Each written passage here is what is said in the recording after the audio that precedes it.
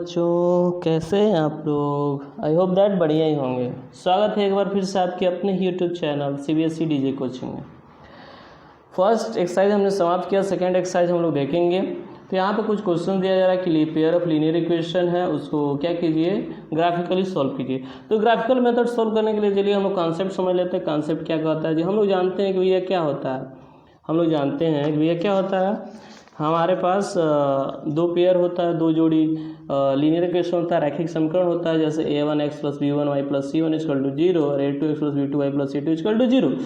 तो अब हम लोग जो ग्राफ बनाकर सोल्व करते हैं, तो बार बार ग्राफ बनाकर नहीं सोल्व करते हैं। क्या करते हैं हम लोग, कभी कभी उसका क्या करते हैं, जिस क्वेश्चन में पूछा जाए ग्राफ बना के सोल्व कीजिए, ग्राफ बनाते हैं। और ना पूछा जाए तो क्या करते हैं, उसके रेशियो की तुलना कर देते हैं, कंपेयर द रेशियो कर देते हैं। तो फर्स्ट देखिए क्या होता है, अगर यही a1 a2 क्या हो, b1/b2 के इक्वल टू ना हो, a1/a2 b1/b2 के बराबर ना हो, तो जो ग्राफ बनता है वो जानते हैं कैसे बनता है, वह इंटरसेक्टिंग बनता है। मतलब एक दूसरे को काटता हुआ बनता है। मतलब क्या जी, ग्राफ बनता है, इंटरसेक्टिंग लाइंस बनता है। इस तरीके से एक दूसरे को कट करता है किसी न किसी पॉइंट पे।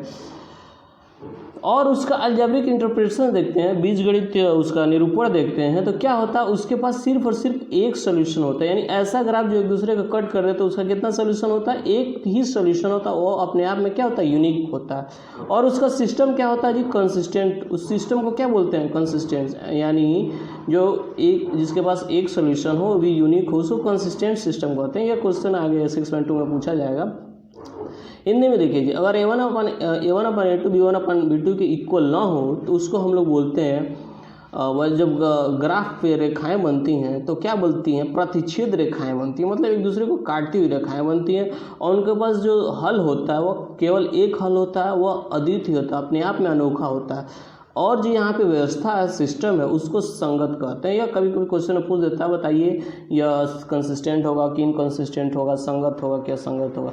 चलिए आगे हम लोग बात करते हैं, इस कंसेप्ट को दिमाग में रखिएगा। दूसरा क्या होता है, दूसरा केस यह होता है कि a1/a2 इक्वल टू क्या हो, b1/b2 हो और इक्वल टू c1/c2। मतलब क्या, तीनों के तीनों बराबर। पहले वाले में क्या, सिर्फ देखते हैं यही a1/a2 क्या b1/b2 के बराबर नहीं है। भले c1/c2 b1/b2 के बराबर हो, लेकिन वो नहीं देखना हमको क्या देखना है, सिर्फ और सिर्फ a1/a2 b1/b2 के बराबर नहीं है। तो क्या होता है जी, इसके पास वन सोल्यूशन होता है, यूनिक होता है, वो सिस्टम कंसिस्टेंट होता है, इंटरसेक्टिंग लाइंस बनती हैं। बस ये दिमाग में रखिएगा। अगर तीनों के तीनों रेशियो इक्वल हो, a1/a2 b1/b2 c1/c2, तो यहाँ पे जो ग्राफ बनता है वो क्या होता है, कोइंसिडेंट लाइंस बनता है। कोइंसिडेंट लाइंस क्या होता है, देखिए एक हरा कलर से मैंने बनाया हुआ है, एक लाइन अलग है। और यहाँ पे देखिए एक रेड लाइन देखेंगे आप, एक रेड लाइन मैंने बनाया नहीं है, यहाँ पे देख लीजिए एक रेड लाइन है। एक रेड लाइन एक हरे वाले लाइन के ऊपर क्या हो रहा है, पूरी तरह से आ जा रहा है। इसी को क्या बोलते हैं, कोइंसिडेंट कहते हैं। तो आई होप दैट समझ में आएगा। इसके पास कितना सोल्यूशन होता है जी, इनफाइनाइटली मेनी सोल्यूशन। यानी जितना निकाल सकते उतना सोल्यूशन इसके पास होगा। इसके सिस्टम को क्या बोलते हैं जी, कंसिस्टेंट। इसको भी कहते हैं, यानी जिसके पास एक सोल्यूशन हो या एक से ज़्यादा सोल्यूशन, उसको कंसिस्टेंट। लेकिन इसको एक और नाम दिया गया है, डिपेंडेंट। यह जो सिस्टम होता है वह डिपेंडेंट भी होता है। वैसे most of the time consistent ही पूछता है, लेकिन आप जानेंगे इसको डिपेंडेंट भी कहते हैं जब इनफाइनाइटली मेनी सोल्यूशन का होता है। तो चलिए जी, यहाँ पे हिंदी मीडियम वाला भी देख लेंगे क्या कहते हैं जी इसको। यानी यह रेखाएं बनती है, उसको क्या बोलते हैं, उसको संपाती रेखाएं कहते हैं। और इसके पास कितने हल होते हैं, अपरिमित रूप से अनेक हल होते हैं। इस सिस्टम यानी व्यवस्था को क्या बोलते हैं, संगत बोलते हैं या आश्रित भी कहते हैं। आई होप दैट समझ में आ गया होगा। थर्ड केस क्या बनता है जी, थर्ड केस यह बनता है कि a1/a2 का रेशियो इक्वल टू हो b1/b2 के। यानी यह दोनों तो इक्वल हो, लेकिन b1/b2 का रेशियो c1/c2 के रेशियो के बराबर ना हो। मतलब क्या, a1/a2 इक्वल टू b1/b2 हो, लेकिन b1/b2 c1/c2 के इक्वल बराबर ना हो। तब ग्राफ कैसा बनता है जी, पैरेलल बनता है। पैरेलल जानते हैं, एक लाइन इधर जा रहा है, एक लाइन इधर जा रहा है, उन दोनों के बीच का डिस्टेंस हमेशा क्या होता है, बराबर होता है। यानी उन दोनों के बीच का डिस्टेंस हमेशा बराबर होता है। जैसे रेल की पटरियां होती हैं, वह कभी एक दूसरे से मिलेंगी नहीं, यानी वो कभी नहीं मिल पाएंगे। तो इसीलिए इसके पास क्या होता है, नो सोल्यूशन होता है। कभी मिलेगा नहीं तो सोल्यूशन बनेगा कहाँ से जी, तो कोई सोल्यूशन नहीं होता। इस सिस्टम को क्या बोलते हैं, इनकंसिस्टेंट बोलते हैं। आई होप दैट आपको समझ में आ गया होगा। आप इस तीनों को क्या है, दिमाग में रखिएगा। आपको बहुत ही हेल्प करेगा। हिंदी मीडियम वाले भी देख लेंगे जी। अगर इस तरीके से आता है कि भैया a1/a2 b1/2 बराबर, लेकिन b1/b2 c1/2 बराबर ना हो, तो उसके पास क्या होता है, उसको बोलते हैं जो ग्राफ बनता है समांतर रेखाएं, उसके पास कोई भी हल नहीं होता और इस व्यवस्था को, सिस्टम को असंगत कहते हैं। आई होप दैट समझ में आ गया होगा। इसलिए इन तीनों पॉइंट को बहुत ही विशेष रूप से दिमाग में रखते हुए आप इसको याद कर लीजिएगा, या तो नोट कर लीजिएगा, नहीं तो स्क्रीनशॉट लेके मोबाइल में रख लीजिएगा। वैसे मैं रिकमेंडेशन रहेगा कि नोट कर लेंगे तो ज़्यादा बेहतर रहेगा, क्योंकि मोबाइल कब तक मोबाइल देखते रहोगे। चलिए जी, यह आपको समझ में आ गया पूरा 6.2 समाप्त, यानी पूरा 6.2 क्या इसी पे ही बेस्ड है। आइए 6.2 में बोल रहा हूँ, क्योंकि हम लोग पढ़ क्या रहे हैं 3.2। क्या करो, ये ट्रायंगल वाला भी दिमाग में चला रहा है कभी कभी, कोई बात नहीं, इसको हम लोग मैनेज करेंगे। चलिए जी 3.2 देखते हैं। फर्स्ट क्वेश्चन कह रहा है 10 students of class 10 took part in a mathematics quiz. If the number of girls is 4 more than the number of boys, find the number of boys and girls who took part in the quiz. Hindi में वाले देख लेंगे क्या होता है जी। कह रहा है कक्षा 10 का 10 विद्यार्थियों ने गणित की पहली प्रतियोगिता में भाग लिया। यदि 10 लड़कियों की संख्या लड़कों की संख्या 4 से अधिक हो तो प्रतियोगिता में भाग लेगा लड़कों लड़कियों की संख्या ज्ञात कीजिए। बहुत ही अच्छा सवाल है जी, देखते हैं क्या है, एक बार फिर समझते हैं। बहुत जल्दी पढ़ दिया, सॉरी उसके लिए। कह रहा है क्लास 10 के 10 बच्चे हैं, 10 विद्यार्थी हैं, और गणित की एक कंपटीशन हुआ था, और उसमें लड़कियां क्या है, लड़कों से 4 अधिक हैं। तो बताइए प्रतियोगिता में भाग लिए हुए लड़के और लड़कियों की संख्या क्या होगा, यानी इसको हमको सॉल्व करना। तो आइए जी, सबसे पहले क्या करते हैं, नंबर पूछा जा रहा, find the number of boys and girls. तो पहले बॉयज़ की पूछे जा रहे, तो इसलिए हमने क्या मान लिया, let the number of boys भी x and number of girls भी y। माना कि लड़कों की संख्या x है तथा लड़कियों की संख्या y है। अब अकॉर्डिंग टू क्वेश्चन, प्रश्न अनुसार क्या कर रहा है, लड़के और लड़कियां दोनों मिला के क्या है, 10 ही है, 10 है। x plus y equal to क्या हो जाएगा, 10 हो जाएगा, y इक्वल टू क्या हो जाएगा, x प्लस 4 हो जाएगा। क्यों जी, y equal to x plus 4 क्यों होगा, देखिए 4 अधिक है ना, तो मान लीजिए ये 14 है, ठीक है, ये 14 है, ये 14 10 से क्या है, 4 अधिक है, तो इसीलिए जानबूझ के क्या है, इधर जो कम है उधर क्या होता है, 4 जोड़ते हैं। तो ये उधर समझ में आ गया होगा। इसलिए क्या है, y क्या है, लड़कियों की संख्या है, तो y इक्वल टू क्या हो जाएगा, x प्लस 4 हो जाएगा। चलिए उसके बाद हम लोग क्या करते हैं, let us draw the graphs of equation first and second, यानी फर्स्ट और सेकेंड का इक्वेशन क्या करते हैं, ग्राफ से दिखाते हैं। आइए समीकरण फर्स्ट और सेकेंड का ग्राफ ग्राफ दर्शाने के लिए क्या पता होना चाहिए, हर इक्वेशन का हमको कम से कम दो सोल्यूशन पता होना चाहिए। तो x plus y equal to क्या हो जाएगा, 10 का हम लोग टेबल बनाते हैं सबसे पहले। तो x इक्वल टू क्या होता है, 10 माइनस वाई, यानी y उधर जाता है तो 10 माइनस हो जाता है। x y लिख लेते हैं यहाँ पे, भैया क्या है, x मानते हैं कि भैया y के जगह पर हम लोग 10 रख देते हैं, 10 माइनस 10 क्या हो जाएगा, 10 में से 10 जाएगा 0 आ जाएगा। अगर y की जगह पर 2 रख देते हैं तो क्या होता है, 10 में से 2 घटेगा तो क्या होगा, 8 हो जाएगा। y की जगह पर 7 रखते हैं तो 10 में से 7 जाएगा, x का मान 3 आ जाएगा। चलिए ये आगे वाला ग्राफ देखते हैं। y equal to x plus 4 के लिए 2 सोल्यूशन बनाते हैं, तो टेबल बनाते हैं। y equal to x plus 4 के लिए यहाँ पे देखते हैं, अगर x की जगह पर हम लोग 0 रखें हैं तो 0 प्लस 4 y का मान आ जाएगा 4। यहाँ पे x की जगह पर 1 रखें तो 1 प्लस 4 y का मान 5 आ जाएगा। x की जगह पर 3 रखें तो x प्लस 4 3 प्लस 4 क्या हो जाएगा, y का मान 7 आ जाएगा। चलिए इसका ग्राफ हम लोग दिखाते हैं। देखिए यहाँ पे हमने देखा था कि भैया क्या है, पहला था 0 और 10, यही ना था जी, 0 और 10 और 2। वैसे मैंने ये पूरा बना लिया हुआ आपके लिए। तो देखिए 0 और 10 था, तो 0 और 10 को हम लोग जानते हैं, x एक्सिस पे 0 है, y एक्सिस पे 10 है, तो 0 और 10। दूसरा क्या था जी, दूसरा देखेंगे तो 8 2 है, 8 2 है तो क्या है, देखेंगे x एक्सिस 8 है और y एक्सिस 2 है, यानी इस पॉइंट पे मिलेगा ये। तीसरा क्या है जी, 3 और 7 है, x एक्सिस क्या है 3 है, y एक्सिस क्या है 7 है, तो 3 7 यहाँ पे मिलेगा। दूसरे के लिए देखते हैं, x 0 है और y क्या है 4 है, तो x 0 है और y क्या है 4 है, तो इस पॉइंट पे मिलेगा। फिर क्या है, x 1 है, y क्या है 5 है, x 1 है, y क्या है 5 है, तो यहाँ पे मिलेगा। थर्ड क्या है, 3 और 7 है, यानी क्या है 3 और 7। तो यह हम दोनों लाइन बनाएंगे x plus y equal to 10 का, और क्या है यह लाइन है y equal to x plus 4 का।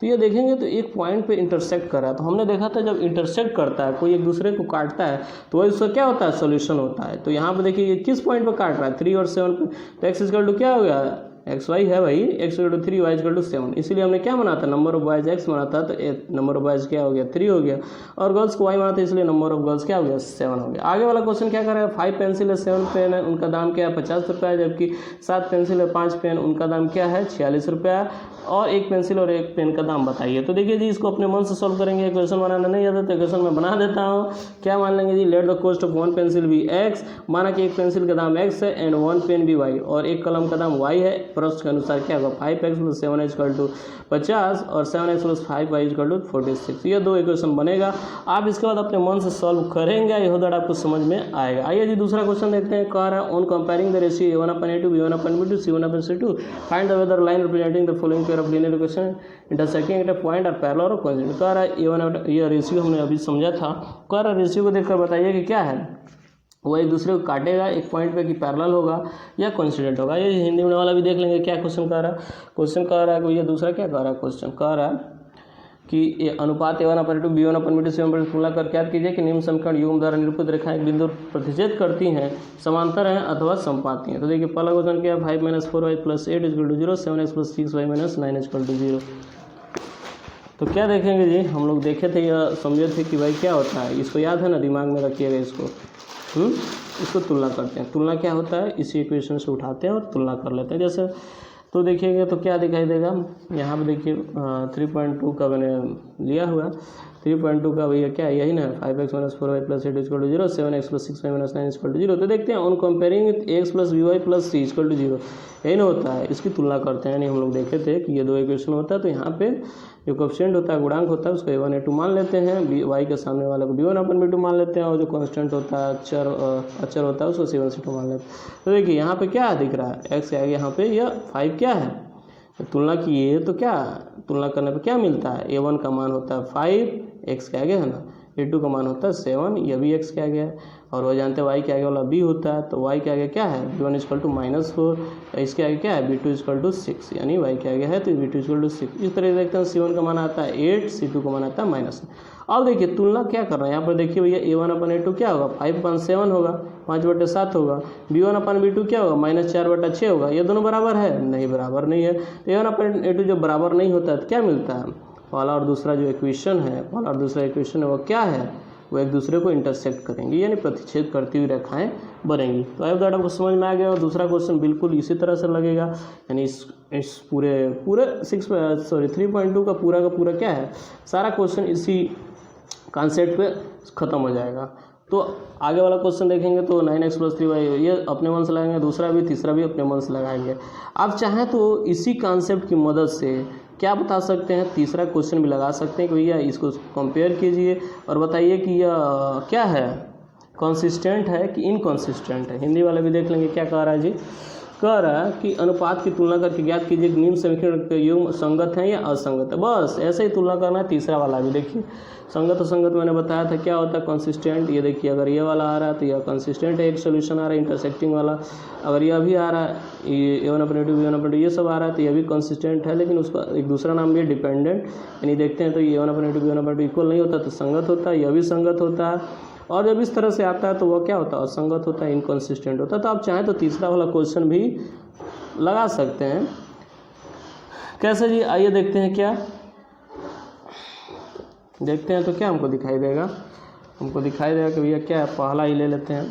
पहला ही क्या कर रहा है 3x + 2y। ये तीसरा क्वेश्चन क्या आ रहा है 3x + 2y इक्वल टू क्या दे रहा है 5 दे रहा है, 2x - 3y इक्वल टू क्या दे रहा है 7 दे रहा है।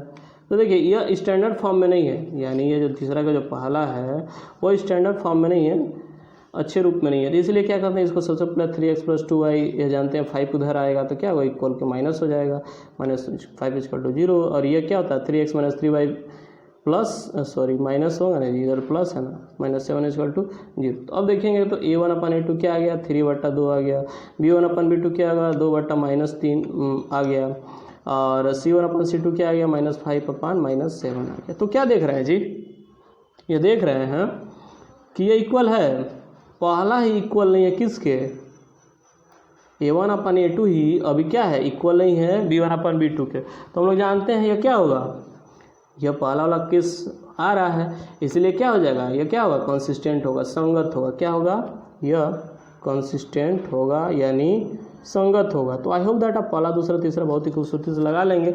सो इस वीडियो में बस इतना ही, मिलते हैं अगले वीडियो में।